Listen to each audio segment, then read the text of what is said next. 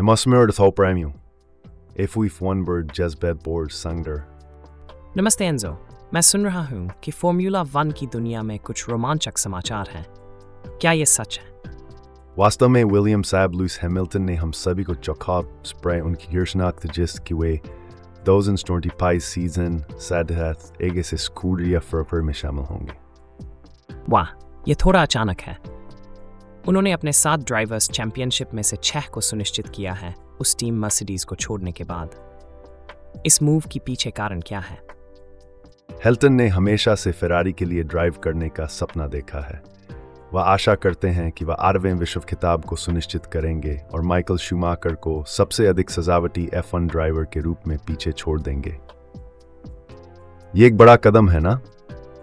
बिल्कुल, लेकिन हाल के मर्सिडीज के प्रदर्शन को देखते हुए क्या आपको लगता है कि हैमिल्टन के लिए फेरारी में सफलतापूर्वक चलने का मौका होगा? यही असली सवाल है ना? 2-2-2 में ग्राउंड इफेक्ट नियमों के प्रस्ताव के बाद मर्सिडीज वास्तव में ग्रिड से नीचे गिर गई है, जिससे रेड बुल डोमिनेंट फोर्स बन गई है। हैमिल्टन को अपने काम को पूरा करने के लिए काफी मेहनत करनी पड़ेगी ना? ये बिल्कुल समझ बेहाऊ। क्या हैमिल्टन वास्तव में फेरारी to वापस आवाक सफलता दिला सकते हैं? ये सीमेंट पैकेटिंग हुआ है। ये बात बहुत दिलचस्प है क्योंकि मार्क ब्लंडेल को लगता है कि ये दोनों हो सकता है। उन्हें यह मान्यता है कि ये फेरारी को पुनर्जीवित करने का एक कुंजी हो सकता है, लेकिन वो ये भी स्वीकार करते हैं कि ये पिट लेन में सबसे बड़ा मार्केटिंग सौदा है। समय ही बताएगा, है ना? ये आने वाले सीजन में रोमांचिक नौस्तिस इस पर इंतजार है कि इसे स्ट्यूस कैसे बनाया। हे सभी, आप F1 के लिए जज्बा में आपका स्वागत है, जहां आपके होस्ट एंजो हैं, फॉर्मूला 1 के निडर प्रेमी।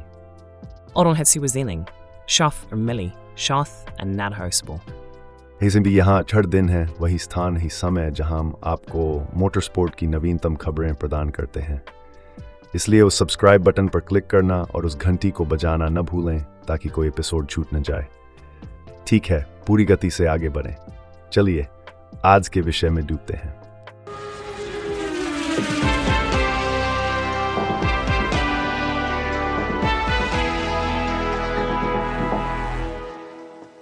हैमिल्टन के कदम के बारे में उत्साहित होने के लिए सिर्फ हम ही नहीं हैं, पूरा फॉर्मूला 1 ड्राइवर मार्क ब्लंडेल भी इस उत्साह में शामिल हैं।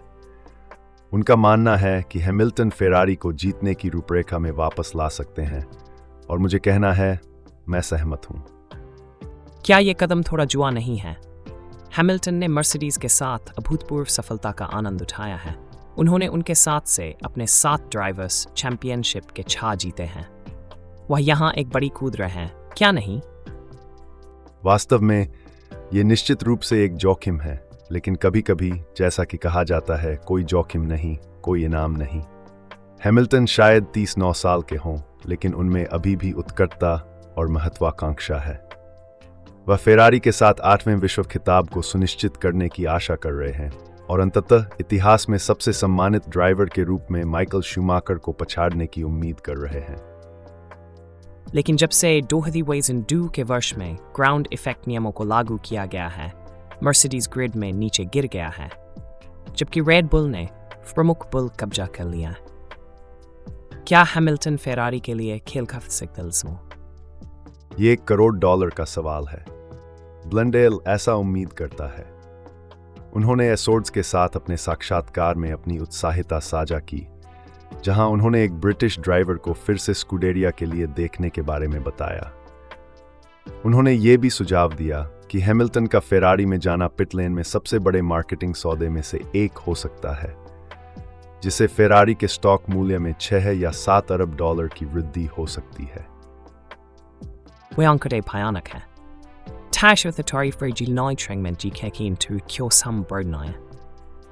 ब्लंडेल को लगता है कि ये आसान काम नहीं होगा, लेकिन फिर भी उन्हें हैमिल्टन, एक अनुभवी खिलाड़ी, के द्वारा क्या प्रस्तुति होगी इसे देखने का उत्साह है।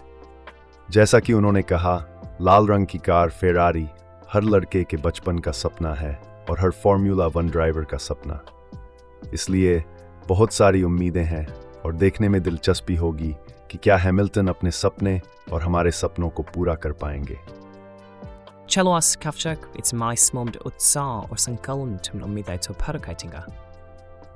तुम जानते हो हैमिल्टन और फेरारी दोनों के लिए उम्मीदें आसमान छू रही हैं, लेकिन ब्लंडेल फैंस से अपेक्षाएं संयम में रखने की आग्रह कर रहे हैं ताकि निराशा से बचा जा सके।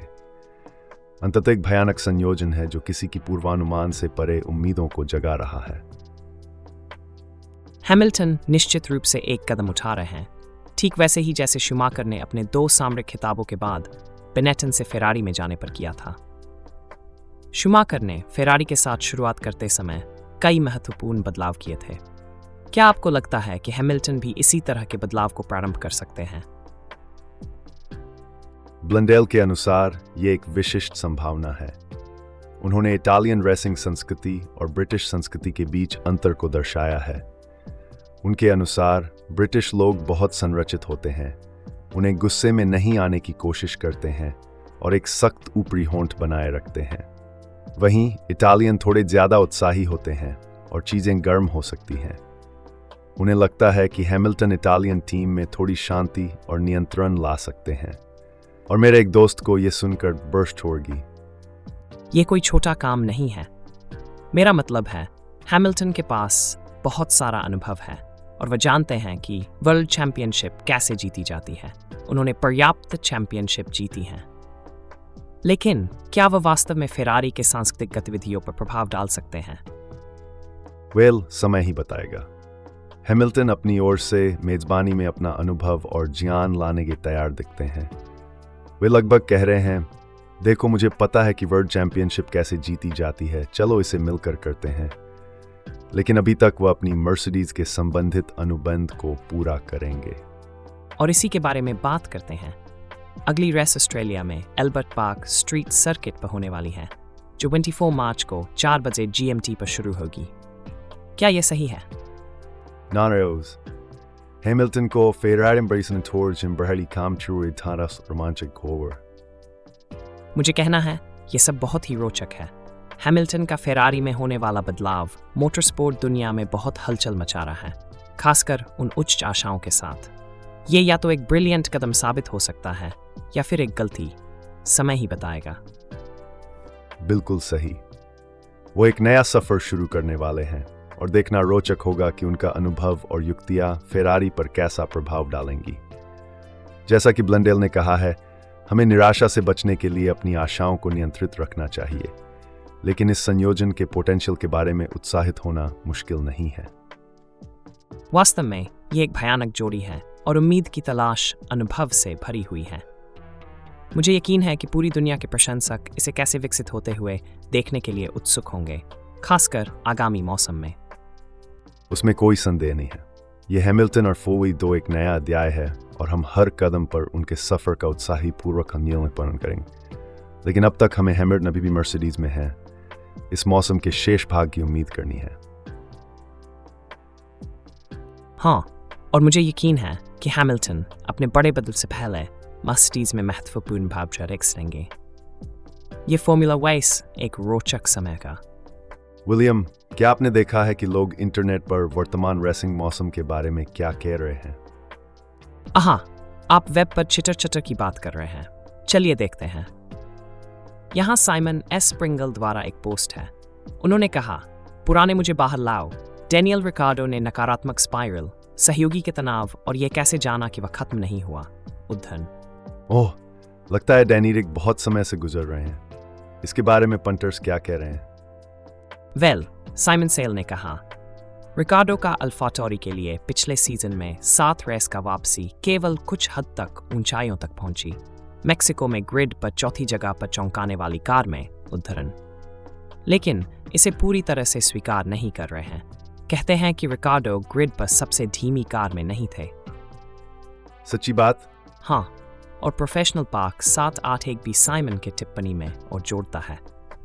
उन्होंने कहा, इस पर थोड़ा अत्यधिक ड्रामेटिक टोन है। इसके अलावा किसी कारण से होंडा इंजन्स हमेशा मेक्सिको में अच्छा प्रदर्शन करते हैं। मेरे थोड़े से ज्ञान के अनुसार ऐसा लगता है कि ऊंचाई इंजन पर इतना असर नहीं डालती है। उद्धरण। वास्तव में स्टीव वेव नामक एक उपयोगकर्ता ने एक हास्यास्पद टिप्पणी की है। उन्होंने कहा, यह इसलिए है क्योंकि मेक्सिको कोरोना बनाता है और कोरोना तेज और गुस्साए फास्ट एंड फ्यूरियस फिल्मों में है, जहां आप होंडा कारों को उनके स्वाभाविक शानदार रूप में देखेंगे। ये पूरी एक वाइब है यार।